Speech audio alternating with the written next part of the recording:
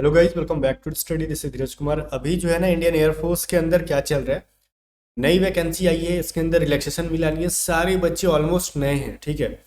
उनको previous year exam का कोई आइडिया नहीं है कैसे होता है भी है, तो मतलब एक बार में उनको ज़्यादा एक्सपीरियंस मिला नहीं है, फर्स्ट अटेम्प्ट दिया होगा कभी, तो अभी उनके पास एक्सपीरियंस नहीं। तो प्रीवियस ईयर के क्वेश्चंस मैं दिखा रहा हूँ आपको, देखो, पढ़ो, समझो, और किस तरीके से तैयारी करनी है मैं पूरा गाइड करूंगा प्रीवियस ईयर के वीडियो के अंदर। और भी फिलहाल कोस्ट गार्ड का एग्जाम जैसे खत्म होता है, मैं अपनी नई बैच लेके आ जाऊंगा आपको पढ़ाने के लिए, यूट्यूब पे फ्री ही रहेगी, ठीक है। बाकी प्रीवियस ईयर क्वेश्चन जितना सेशन चलेगा ना, 10-15 वीडियो जो भी चलेगी, इसकी एक अलग से प्लेलिस्ट बना दूंगा और आपको कंप्लीट बीच बीच में गाइड करता जाऊंगा कि ये चीज़ आया है तो आगे आपको क्या पढ़ना है। अगर आप ये सोचो ना कि एग्जैक्टली जो क्वेश्चंस आए थे पूरा का पूरा हमको मिल जाए, तो आपको कोई नहीं देगा।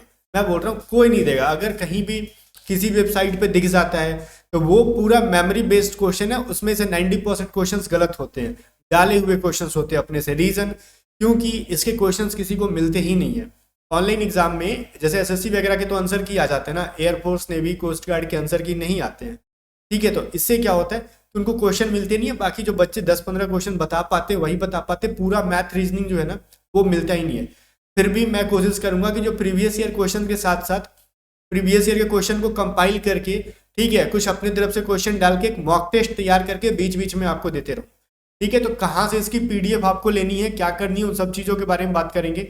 बट आराम से ट्रस्ट के साथ इस क्लास को देखो। और आपको बता दूं फिर से कि इससे पहले मैं जो पढ़ा रहा हूँ, ऑलरेडी मैंने एयरफोर्स वाई ग्रुप 2 बार क्रैक कर रखा है, जिसको अदर देन साइंस के नाम से अभी जाना जाता है। Indian coast guard assistant commandant मैंने रिटर्न क्रैक रख रखा है, या फिर से एफकैट का रिटर्न क्रैक कर रखा है। एसएसबी में अपीयर नहीं हूँ कभी भी, चाहे वो कोस्ट गार्ड असिस्टेंट कमांडेंट का हो चाहे एफकैट का हो। इसके अलावा से सीपीओ वगैरह में क्रैक करता हूँ, और मैं सिर्फ क्रैक करता हूँ आपको दिखाने के लिए, हाँ, कि जो मेरी प्रिपरेशन जो है हमेशा अच्छी रहती है, तो मैं आपको अच्छा से पढ़ा पाऊंगा।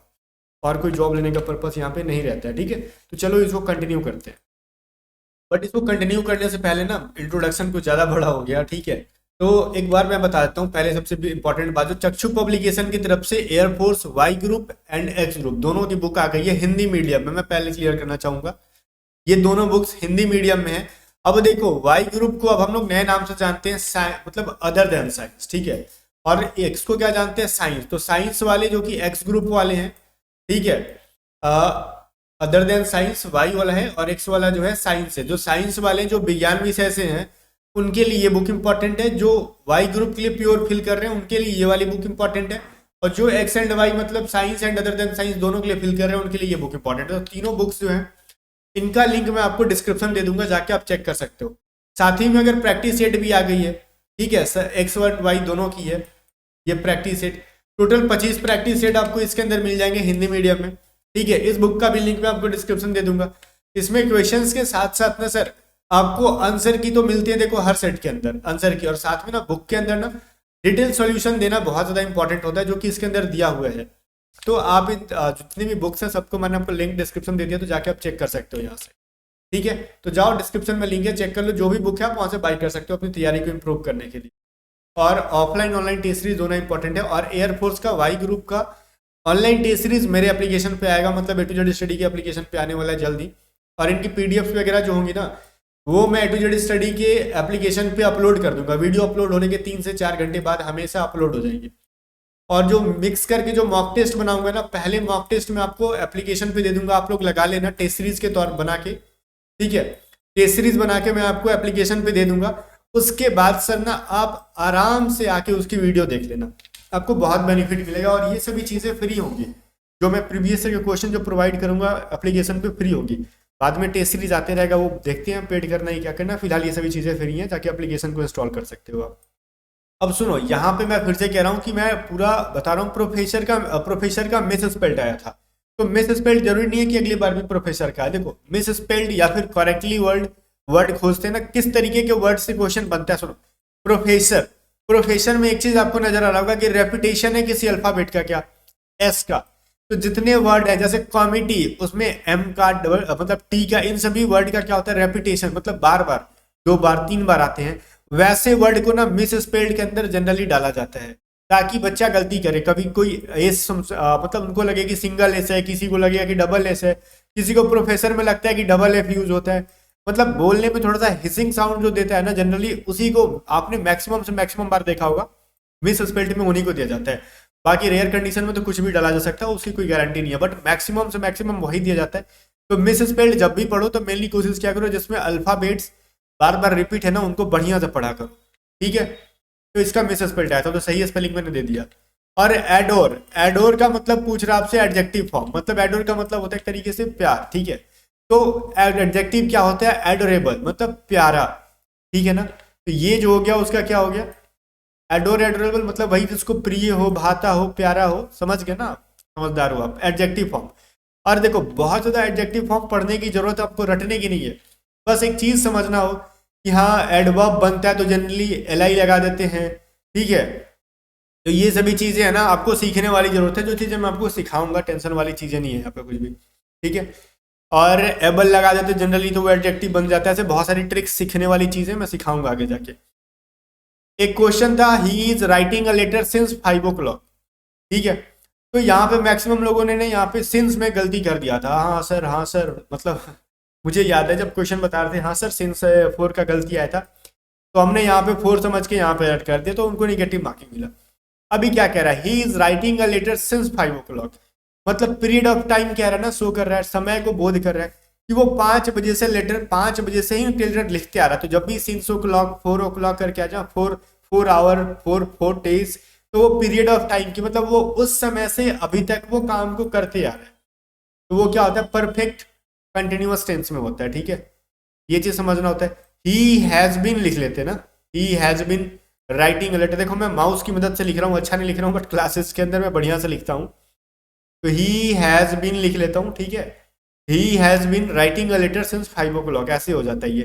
तो इसका जो है, अच्छा नीचे आंसर दे रखा है मैंने, he has been writing a letter since 5 o'clock, तो ये इसका करेक्ट आंसर था। और कॉमन रीडर अगर बहुत ज्यादा लोगों को सही नहीं है तो दो चार चीजें मैं बताता हूँ, बहुत बहुत बढ़िया से पढ़ना है, जो कि ग्रामर में, एयरफोर्स के लिए तो वैसे सारा चीजें इंपॉर्टेंट है, बट कॉमन रीडर के पर्पज से टेंस नाम का जो चीज है वो बहुत अच्छा से पढ़ लेना, कंजक्शन बढ़िया से पढ़ लेना, एडजेक्टिव एडवर्ब बढ़िया से पढ़ लेना, ठीक है। मेनली कॉमन रीडर में यही 3-4 क्वेश्चन, 3-4 चैप्टर्स बहुत ज्यादा पूछे जाते हैं, जैसे ये टेंस से रिलेटेड था सवाल, ठीक है। फिर पूछा गया था एनफ का सिनोनिम बताओ। एनफ का मतलब होता है पर्याप्त, जो कि जरूरत जितना है उतना हमारे पास चीज है, उसी को कहते हैं सफिशियंट, ठीक है। अभी फिलहाल फिल इन द ब्लैंक्स पूछा जा रहा है, तो मेनली पहले बहुत ज्यादा प्रीपोजिशन से पूछते थे, और अभी भी प्रीपोजिशन से पूछते हैं, ठीक है। अभी लेकिन इसमें क्या है ना, कंडीशनल कंडीशनल सेंटेंसेज यूज कर रहे हैं, जिसको हम लोग जनरली कंजक्शन में भी पढ़ लेते हैं, टेंस में भी पढ़ लेते हैं। और ये इसको ना आप केडी पब्लिकेशन में पढ़ोगे तो इसको टेंस में भी पढ़ाया गया है, और कंडीशनल सेंटेंस नाम का एक चैप्टर है उसमें भी पढ़ाया गया। केडी पब्लिकेशन एक बुक है ग्रामर का, ठीक है, तो उसके अंदर मैं बात कर रहा हूँ। तो ये चीज क्या कह रहा है, इफ आई वर बर्ड। अब देखो काल्पनिक चीजें, जो चीजें हम कल्पना में कर रहे हैं, अगर मैं ऐसा होता तो वो कर लेता, ये उखाड़ लेता, वो कर लेता, होता है ना, गुस्सा में भी सोचते हैं, हाँ भाई मेरा ये चीज होता तो मैं उसको सिखा देता, ठीक है, होता तब ना कुछ करते। ये कह रहा, क्या कह रहा, इफ आई वेयर बर्ड, अच्छी होता तब ना कुछ करते। I would fly in the sky, उस टाइम हम लोग वुड का यूज करते हैं इमेजनरी सेंटेंस के अंदर, ठीक है। पहले में आई के साथ या फिर सब्जेक्ट कुछ भी हो उसके साथ वर का यूज करते हैं, और सेकंड वाले में वुड का यूज करते हैं। इफ क्लॉज के साथ क्या करते हैं, वर का यूज करते हैं हम लोग जनरली, जब कंडीशनल चीज हो तो। कंडीशनल मतलब इमेजनरी मतलब काल्पनिक चीज होता हो, ठीक है। चलो एक हार्डली से रिलेटेड यूज ऑफ कंजक्शन, मतलब हार्डली जो है ना कंजक्शन चैप्टर में पढ़ने के लिए आपको मिलेगा, इसका यूज से रिलेटेड कुछ सवाल था, एक्जैक्टली किसी को याद नहीं है। अब देखो एंग्री के साथ कौन सा प्रीपोजिशन आता है, तो प्रीपोजिशन को बहुत बढ़िया से पढ़ के जाना, प्रीपोजिशन बहुत ज्यादा इंपॉर्टेंट है, और एयरफोर्स तो और भी ज्यादा, ठीक है। फिक्स प्रीपोजिशन बहुत ज्यादा सवाल पूछता है, तो एंग्री से रिलेटेड पूछा गया था कि एंग्री के साथ कौन सा प्रीपोजिशन यूज करें, अगर किसी इंसान के साथ कर रहे हो, तो किसी भी इंसान से अगर हम गुस्सा है तो एंग्री विथ करते हैं, ठीक है। आगे मैं पढ़ाऊंगा, फिलहाल समझो लेवल कैसा जा रहा है। अभी देखो ये भी क्या है, supposing if it rains what shall we do, ये भी एक तरीके से ना टेंस कह लो, टेंस से रिलेटेड है, या फिर कंडीशनल सेंटेंस से रिलेटेड है, पूरा जो कॉमन रीडर था ये वाला। तो कभी भी सपोज और इफ का यूज एक साथ नहीं करते हैं, क्योंकि दोनों का अर्थ एक ही होता है, सुपरफ्लुअस हो जाता है। सुपरफ्लुअस का मतलब जहां पे जितनी जरूरत है उससे ज्यादा आप यूज कर रहे हो कोई चीज की, ठीक है। अब मैं कहूँ ना कि मैं बोल रहा हूँ ना कि मैं जा रहा हूं, मतलब मैं एक बार नहीं 2 बार मैंने लिख दिया, तो मैं बकरी वाला हाल हो गया। वही कह रहा, सपोजिंग मान लेते हैं, इफ मान लेते हैं, इट रेन्स मान लेते हैं, ये क्या होता है भाई, एक ही बार मानोगे ना कोई चीज, दिन भर मानते रहोगे। तो यहाँ पे सपोजिंग को हटा दो, इफ से काम चल जाएगा, या फिर इफ को हटा दो, सपोजिंग से काम चल जाएगा। ठीक है, अब ये साम्यावस्था से कुछ रिलेटेड था, एक्स ग्रुप के फिजिक्स में पूछा गया था। मैं पहले कर दूं क्लियर बात कि मैं एक्स ग्रुप का ना तो मैथ्स पढ़ाता हूँ ना तो फिजिक्स पढ़ाता हूँ, मैं कंप्लीटली वाई ग्रुप की तैयारी कराता हूँ। चाहे वो इंग्लिश, भले एक्स एंड वाई दोनों को पढ़ा जाते हैं, हम लोग पढ़ा देते हैं, बट वाई का मैथ, रीजनिंग और जीके आएगा। रागा के अंदर पूरा चीज आता है, ठीक है, रीजनिंग, मैथ और जीके। केपलर का नियम जो है वो एक्स ग्रुप के फिजिक्स से कुछ डेप्थ में पूछा गया था, इजी में था नहीं कि केपलर का नियम क्या है या फिर कुछ ग्रहों की गति के नियम से रिलेटेड है, उतना इजी नहीं पूछा गया था, डेप्थ में सवाल था। एक वन वर्ड सब्स्टिट्यूशन था, वन हु हेट्स विमेन, जो औरतों से नफरत करे उसको माइसोगाइनिस्ट कहा जाता है, ठीक है। और वन हु हेट्स में मतलब कि जो आदमियों से अगर नफरत करे तो क्या कहते हैं, मिज़ानोथ्रोप कहते हैं, ठीक है। नहीं पता तो आगे पढ़ोगे। एक था ना रेथ, इसका पूछा गया था सिनोनिम, तो एंगर हो जाता है, ठीक है। चलो 13 नंबर में देखो पूछा गया था ना, फर्स्ट कृत्रिम उपग्रह इंडिया का, यहाँ पे हमने लिख ही दिया उसी लैंग्वेज में, पहला कृत्रिम उपग्रह कौन सा था इंडिया का, वो पूछा गया, आर्यभट्ट। ये जीके वाले सेक्शन में पूछा गया, ठीक है। जीएसटी का फुल फॉर्म पूछा था, गुड्स एंड सर्विस टैक्स। अब सुनो, फुल फॉर्म बहुत आता है, एक क्वेश्चन आता है आपके शिफ्ट में, ठीक है। जीके के 6 से 7 क्वेश्चन होते हैं ना, तो उसमें से एक आध करंट अफेयर होंगे जो कि ओलंपिक से रिलेटेड देखो पूछे गए थे। लेटेस्ट क्या था बच्चे ने बताया नहीं था, भूल गया था कि क्या था, क्वेश्चन था क्या नहीं था, भूल गया था, ठीक है। तो जीएसटी वाला यहाँ पे फुल फॉर्म जरूरी नहीं है कि जीएसटी या फिर कुछ लोकल चीजों के बारे में पूछे। मेनली जो फुल फॉर्म पूछा जाता है ना एयरफोर्स के एग्जाम में, पूछ रहा है आजकल उनका ट्रेंड चल रहा है, ये कंप्यूटर से रिलेटेड पूछते।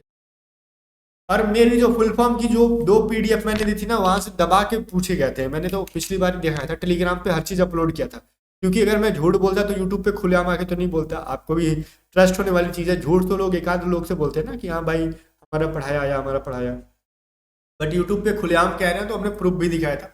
हमारी जो अभी टेलीग्राम पे जाके देख लेना, पीडीएफ अवेलेबल होगी, तो उसमें कंप्यूटर की जैसे सीएसएस का पूछ लिया जाता है, कैस्केडिंग स्टाइल सीट होता है, एचटीएमएल का पूछ लेता है, हाइपर टेक्स्ट मार्कअप लैंग्वेज हो जाता है, डब्ल्यूडब्ल्यूडब्ल्यू का पूछ लेता है, वर्ल्ड वाइड वेब हो जाता है। फिर से और भी मतलब एचटीटीपी का पूछ लेता है, एचटीटीपी का मतलब क्या होता है, हाइपर टेक्स्ट ट्रांसफर प्रोटोकॉल। वहीं पर अगर एस लगा दिया, एचटीटीपीएस का मतलब क्या होता है, hyper text transfer protocol secure हो जाता है। ये सभी चीजें रटे रटाया हमारा पढ़ाते पढ़ाते याद आता है, ठीक है। वहीं पे सीडी का हो जाएगा, कॉम्पैक्ट डिस्क, डीवीडी का हो जाएगा, आपको बहुत सारी चीजें जो कि पूछे जाते हैं, ऐसे हर चीज पढ़ा देंगे, टेंशन मत लो। एलईडी का पूछ लेता है, डीवीडी का तो हो ही गया, बहुत सारी चीजें पूछेगा। बहुत सारे लोगों को नहीं पता है, सीपीयू का पूछ लेता है, सेंट्रल प्रोसेसिंग यूनिट वगैरह वगैरह चीजें, ठीक है। ऐसे फुल फॉर्म बहुत ज्यादा पूछे जाते हैं, आपको पढ़ लेना है, ठीक है, मैं पढ़ा दूंगा। गदर पार्टी का स्थापना लाला हरदयाल ने किया था, ये चीज पूछा गया था, मतलब लाला हरदयाल से रिलेटेड था गदर पार्टी। ओलंपिक से क्वेश्चन थे, कुछ बच्चों को याद नहीं है, ठीक है। और हाँ, ये जो मैंने दिखा रहा था ना कि जो मैंने पीडीएफ दिया था 500, उसमें सभी क्वेश्चन आए थे, अपने डाल रखा था। चलो, और फिर से कहूँ कि इसकी पीडीएफ को ना 2-3 घंटे बाद एप्लीकेशन पे अपलोड कर दी जाएगी, तो आप जाके सबसे पहला काम है कि एप्लीकेशन को इंस्टॉल कर लो, लिंक डिस्क्रिप्शन में थोड़ा नीचे जाके चेक करोगे तो आपको मिल जाएगा। ओके, मिलते हैं नेक्स्ट में, तब तक के लिए बाय बाय। वीडियो को लाइक करके शेयर कर देना, और हाँ थोड़ा सा पेशेंस के साथ रहो, जैसे ही कोस्ट गार्ड वालों को खत्म करते हैं, एग्जाम खत्म करवा देते हैं, फिर हम टूट जाएंगे पूरा एयरफोर्स के ऊपर। मतलब जितना भूख है ना आपका एयरफोर्स को लेके, एकदम फटाफट मिटा देंगे। तैयारी भी कंप्लीट कराऊंगा, रिवीजन भी कराऊंगा, एग्जाम का भी टेंशन मतलब वो मेरा काम है, कितना शॉर्ट टाइम में बढ़िया से तैयारी करा दूंगा मैं। मिलते हैं नेक्स्ट वीडियो में, तब तक के लिए बाय बाय। वीडियो को लाइक करके शेयर कर देना।